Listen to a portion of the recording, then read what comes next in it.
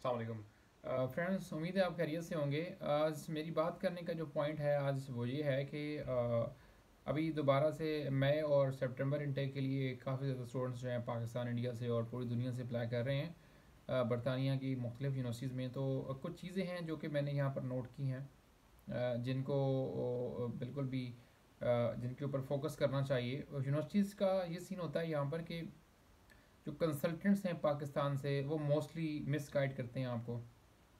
वो हमेशा वो यूनिवर्सिटी आपको रेफ़र करते हैं जिसकी फ़ीस ज़्यादा होती है या जो उनको ज़्यादा जो है वो अकोमोडेट करती है।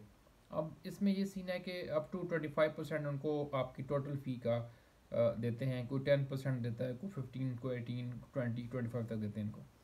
अच्छा, अब यूनिवर्सिटीज़ में अब आप ये देख लें कि अगर हम बात करें कोवेंट्री की यूनिवर्सिटी की, तो मोस्टली आपको इसमें आप वो रेफ़र करेंगे, पोर्ट्समाउथ है, इस तरह और भी यूनिवर्सिटीज़ हैं। अब इन यूनिवर्सिटीज़ में आपको तकरीबन 18,000 20,000 पाउंड मिनिमम फ़ी आपकी जो है वो कोर्सेज इस तक पहुंच गए हैं, और मिनिमम आपने 50-60% जो है वो इनको डिपॉजिट करवाना होता है। उसके बाद आपको जाके कहीं एडमिशन मिलता है, कैश लेटर मिलता है। तो इसी तरह अगर हम यूनिवर्सिटी ऑफ हुल को देखें, हाल भी कहते हैं उसको, इस तरह की और भी दो चार हैं।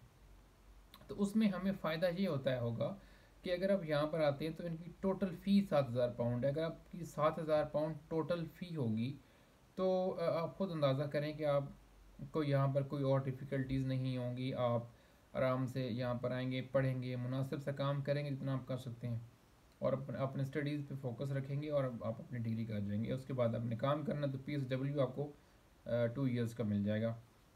अगर कंपैरेटिवली आप इन यूनिवर्सिटीज़ में आते हैं जिनकी मैंने पहले जिक्र की, जो बहुत ज़्यादा महंगी हैं, तो डेफिनेटली आपके लिए डिफ़िकल्टीज होंगी। फिर एक और बड़ी गलत चीज़ जो वहाँ पर है कि जी इनिशियल डिपॉजिट आप 2,000 करवा दें, तो आप देखें अगर आप 2,000 डिपॉजिट करवाएंगे, आपकी 18,000 फीस है, तो आप तो फंस जाएंगे यहाँ पर आके। अब जहाँ पर जब आएंगे तो आपने 16,000 14,000 पाउंड जो है वो पूरे करने होंगे, और वो आप किस तरह करेंगे। फिर आप कुछ इंस्टॉलमेंट्स, कुछ कुछ यूनिवर्सिटीज इंस्टॉलमेंट्स देती हैं, कुछ नहीं देती। अगर आप इंस्टॉलमेंट्स भी लेते हैं तो हर महीने 4,000 3,000 4,000 पाउंड आप कैसे उसको अफोर्ड करेंगे। तो जो स्टूडेंट्स यहाँ पर आ रहे हैं वो इन तमाम चीज़ों को अपने जहन में रखें कि यहाँ पर आके उन्होंने क्या करना है। और कंसल्टेंट्स जो हैं पाकिस्तान में माशाल्लाह से, वो मोस्टली उनका जो माइंड सेट है वो यही है कि वो किसी न किसी तरह से बच्चों को फंसाएं, और फिर इस तरह के वो बड़े अजीब व गरीब किस्म के वो इश्तिहारात लगा रहे होते हैं कि जी डन वीज़ा और पता नहीं क्या क्या। देखें जी, अगर आप यूके आते हैं, आप जेन्युइन स्टूडेंट हैं, आपकी बैंक स्टेटमेंट है, आपकी डिग्रीज में कोई इशू नहीं है, इतना स्टडी गैप नहीं है, अगर है भी सही तो वो अगर आपने उसको जस्टिफाई किया हुआ है गैप को, तो then there is no issue for you. आपके लिए कोई मसला नहीं होना चाहिए। डेफिनेटली आपका 100% वीज़ा लग जाएगा। इसमें किसी कंसल्टेंट की कमाल नहीं है, आपकी अपनी ये काबिलियत है, आपको वीज़ा बिल्कुल मिल जाएगा। इसमें कोई कंसल्टेंसी का कोई रोल नहीं होता। अच्छा, दूसरी बात यह है कि आप खुद से भी इन चीज़ों को सर्च आउट करें। अब लेट्स सपोज अगर हम एक कोर्स लेते हैं MA इंटरनेशनल रिलेशंस या MA जर्नलिज्म ले लेते हैं, अगर हम उसको कंपेयर करते हैं, अगर हम उसको हल हल यूनिवर्सिटी में करते हैं, तो वो आपको टोटल फ़ी जो है 6,500 पाउंड से 7,500 पाउंड्स के बिटवीन आपको तकरीबन इसमें में टोटल फ़ी।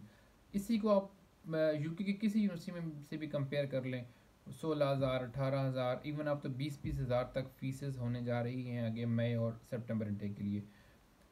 अच्छा, इसके अलावा अभी थोड़ा सा चीज़ें और इन्होंने रिस्ट्रिक्शंस बढ़ रही हैं यूनिवर्सिटीज़ में। पहले ये होता था जब नया नया कोविड आया था और ये ब्रेग्जिट वाला सीन था, इनके पास ह्यूमन रिसोर्स की कमी थी, तब इन्होंने ये किया था कि लोग 2-2 हज़ार 1500 डिपॉजिट करवाएं और यहाँ पर आ जाएं। अब यूनिवर्सिटीज़ जो हैं, अब जैसे पोर्ट्समाउथ है, मेरी यूनिवर्सिटी है, इस तरह कोवेंट्री वगैरह है, अब इन्होंने मिनिमम डिपॉजिट ही आपका मिनिमम तो आपको ये कह देंगे अप्लाई करने के लिए। बल्कि अब तो इवन ये होता है कि इंटरव्यू से पहले आपसे ये फ़ीस लेते हैं। मेरे साथ भी ये हुआ। अब आपसे ये 3,000 पाउंड आपने पहले देने होते हैं तकरीबन, रफली। उसके बाद जो अगर आप इंटरव्यू पास करते हैं तो फिर कैश इंटरव्यू जो होता है, उसके बाद आपकी आपकी आपको ये कैश तब इशू करेंगे जब आप रजिस्ट्रेशन आपकी होगी। आपकी कोर्स रजिस्ट्रेशन तब होगी जब आप 50%, एटलीस्ट 50% फ़ी आप जमा करवाएंगे।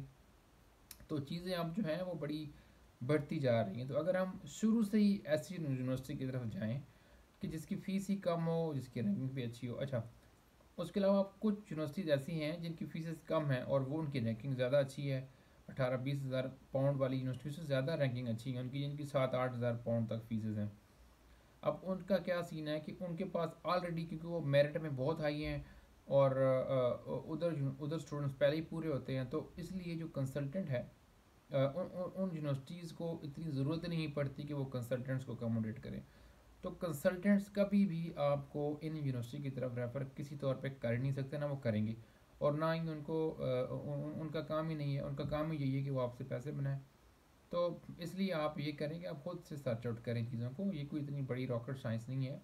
अगर आप सारे, मैंने पहले बताया, क्राइटेरिया पर पूरे उतरते हैं तो उसके बाद आपको परेशान होने की ज़रूरत नहीं है। डेफिनेटली आपको एडमिशन मिल जाएगा और आपका वीज़ा किसी भी तरह से रिफ्यूज़ नहीं हो सकता अगर आपकी बेसिक जो चीज़ें हैं वो प्रॉपरली चेक्ड हैं और उस तरह से लेके अगर आप चलते हैं तो।